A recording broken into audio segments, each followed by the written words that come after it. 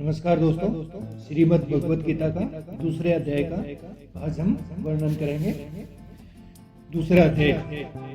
दोस्तों, अगर आपने मेरे चैनल को सब्सक्राइब नहीं किया, पहले सब्सक्राइब कर लें, क्योंकि जो भी नए नए ऑडियो आपको इसमें मिलते रहेंगे। दूसरा अध्याय। संजय बोले, धृतराष्ट्र, हे धृतराष्ट्र, तब श्री कृष्ण दयायुक्त नेत्रों में आंसू भरकर व्याकुल चित्त अर्जुन से बोले, हे अर्जुन, अनर्थ की सेवन करने योग्य अपयस कारक नरक में गिरने वाला मोह इस समय तुम्हारे मन में कहां से आया है? तुम कायर मत बनो, यह शोभा नहीं देता। तुम हृदय की दुर्बलता को त्याग कर युद्ध के निमित्त खड़े हो जाओ। अर्जुन ने कहा, हे मधुसूदन, मैं रण में पूजे भीष्म और द्रोणाचार्य के ऊपर बाण प्रहार कर कैसे युद्ध करूंगा? इस श्लोक में महात्मा गुरुजनों को न सताकर भीख मांगकर भोजन करना उत्तम है, और अर्थ की कामना के लिए तो गुरुजनों को मारकर उनके रक्त से सने भोगों को भोगूंगा। हम नहीं जानते कि युद्ध में कौन जीतेगा। यदि हम जीत भी लेंगे तो भी जिनको मारकर हम जीवित रहना चाहते हैं, वही धृतराष्ट्र के पुत्र हमारे सामने प्रस्तुत हैं। दीनता से मेरी स्वाभाविक वृत्ति नष्ट हो गई है और धर्म के विषय में मेरा चित्त मोहित हो गया है। मैं आपसे पूछता हूँ, जिससे निश्चय करके मेरा भला हो, वह मुझसे समझाकर कहिए, क्योंकि मैं आपका शिष्य हूँ और आपकी शरण में हूँ। अतः मुझे ज्ञान शिक्षा दीजिए। मुझे पृथ्वी का निष्कंटक राज्य मिल जाए और देवताओं का भी आधिपत्य मिल जाए, तो भी कोई ऐसा उपाय नहीं दिखता कि जो मेरी इंद्रियों के सुखाने वाले शोक को दूर करे। हे गोविंद, मैं युद्ध नहीं करूंगा। यह कहकर अर्जुन चुप हो गए। संजय बोले, हे राजन, दोनों सेनाओं के बीच में खिन्न होकर बैठे अर्जुन से भगवान श्री कृष्ण ने ये वचन कहे, हे अर्जुन, जिसके लिए शोक नहीं करना चाहिए तो उसके लिए शोक करता है, और पंडितों के से वचन तो कहता है, परंतु पंडित लोग न मरों का शोक करते हैं, न जीवित लोगों का शोक करते हैं। यह बात असंभव है कि मैं पहले न था, तुम भी न थे, और ये राजा भी न थे, और इसके बाद भी ये नहीं होंगे या नहीं रहेंगे। जैसे देहधारियों की इस देह का लड़कपन, जवानी, बुढ़ापा यह अवस्था होती है, जैसे ही मृत्यु के बाद दूसरी देह की भी होती है। इसलिए पंडित लोग मोक्ष को प्राप्त नहीं होते। इंद्रियों का शब्द आदि विषयों से संजोग, जाड़ा, गर्मी आदि सुख दुख का देने वाला है। आने जाने और नाशवान जानकर इन्हें सहन कर। एक कृष्ण श्रेष्ठ, एक श्रेष्ठ, सुख दुख को समान मानने वाले जिन वीर पुरुषों को ये ब्रह्मा पदार्थ क्लेश नहीं देते, वह मोक्ष पाने के अधिकारी हैं। असत का तो अस्तित्व नहीं है और सम का अभाव नहीं है। इस प्रकार दोनों का ही तत्वज्ञानी पुरुषों ने देखा है। जिसमें यह सारा संसार व्याप्त है, उसका विनाश करने में कोई समर्थ नहीं है। इस अविनाशी, अचिंत्य और नित्य जीवात्मा के ये सब शरीर नाशवान है। अतः ये भारत, तुम युद्ध करो। जो पुरुष इस आत्मा को मारने वाला तथा तो बनने वाला मानते हैं, वे दोनों ही ज्ञानी नहीं है, क्योंकि यह आत्मा न मरती है न मारती है। आत्मा न कभी जन्मती है न मृत्यु को प्राप्त होती है, न कभी जन्मी थी न कभी मरेगी। यह अजन्मा, नित्य, कभी न घटने कभी न बढ़ने वाली सनातन है। नष्ट होने पर भी वह नाश को प्राप्त नहीं होती।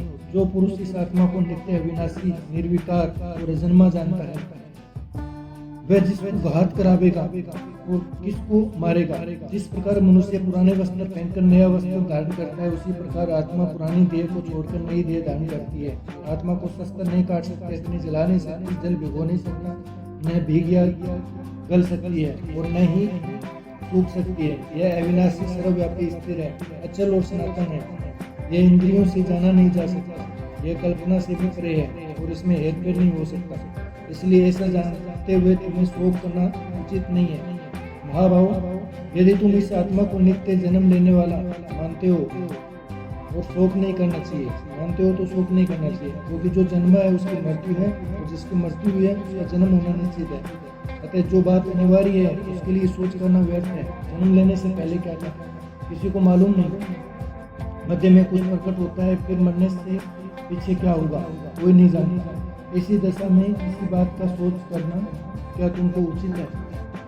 कोई मनुष्य तो इस आत्मा को आश्चर्य से देखता है, आश्चर्य वर्णन करता है, कोई आश्चर्य मानकर सुनता है, परंतु कोई देखकर तथा सुनकर भी भली प्रकार नहीं जानता है। सबके शरीर में यह आत्मा नित्य अविनाशी है। अतः सब प्राणियों के लिए तुमको सोच करना उचित नहीं, अपने धर्म को भी सोचकर घबराना उचित नहीं है, क्योंकि क्षत्रियों को धर्म पूर्वक युद्ध से बड़ा और कुछ भला करने वाला नहीं है। ये पाठ बिना इच्छा किए वे सव्रत का द्वार रूप युद्ध तुमको सबका प्राप्त हुआ है। ऐसा सुअवसर भाग्यवान क्षत्रियों को ही नहीं मिलता। यदि तुम अपने धर्म के अनुसार इस संसार में संग्राम को नहीं करोगे, अपना धर्म और पढ़ाई को बैठोगे और पाप को प्राप्त होंगे। सब लोग सदा तुम्हारी अपकीर्ति करेंगे और प्रतिष्ठा वाले पुरुषों के लिए अपयश का होना मृत्यु से भी बढ़कर है। ये मार्गी समझोगे कि अर्जुन डरकर संग्राम से हट गया, और अब जो लोग तुम्हारे पराक्रम की निंदा करते हुए अनेक तरह के दुर्वचन कहेंगे, इससे बढ़कर दुख तुमको क्या होगा? यदि युद्ध में नष्ट हो गए तो सौरभ के भागी होंगे, जीतने पर पृथ्वी का राज्य करोगे। इसलिए युद्ध के निमित्त दृढ़ प्रतिज्ञा होकर खड़े हो जाओ। सुख दुख लाभ आनंद जय पराजय इन सबको समान समझकर युद्ध के लिए तैयार हो जाओ। ऐसा करने से तुम पाप को प्राप्त नहीं होंगे। ये पाठ एक ज्ञानोपदेश ज्ञान योग के विषय में तुझसे कहा गया। अब निष्काम कर्म योग के विषय में सुनो। जिस ज्ञान को पाकर कर्म बंधन से तेरी मुक्ति होगी। कर्म योग मार्ग में एक बार प्रारंभ किए कर्म का नाश नहीं होता, और विघ्न पड़ने पर भी सुख फल इस कर्म का केवल प्रारंभ ही संसार के भय से छुड़ाकर पूर्ण ब्रह्मा प्राप्त कराता है। निश्चय करने वाली बुद्धि इस निष्काम कर्म में एक ही कामना वाले पुरुषों की बुद्धि एकाग्र नहीं रहती। जिसकी शाखा पर शाखाएं होती है, ऐसी दिशा में मनुष्य संदेह में मर जाता है। सौरभ को ही जो उत्तम पुरुषार्थ समझते हैं, उनका कामनाओं से चित्त व्याकुल होने के कारण निश्चयात्मक बुद्धि से मोक्ष साधना उत्पन्न नहीं होती, कारण कि उनका चित्त भोगादि में सदैव निबद्ध रहता है। इन पुरुषों का चित्त इस प्रकार मोह में लिप्त है, उनकी ऐसी भोगविलास और ऐश्वर्य में है। ऐसे पुरुषों के अंतःकरण में निश्चयात्मक ये नहीं होती है।